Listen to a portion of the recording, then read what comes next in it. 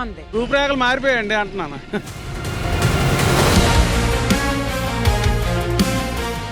నేను గత 30 సంవత్సరాల నుంచి ఇదే రోడ్లో నడుస్తున్నాను సార్. టౌన్లో నుండి అక్కడికి వచ్చేటప్పుడు చాలా భయపడేవారు. Very good. రవికుమార్ గారు చాలా బాగా చేశారు సార్.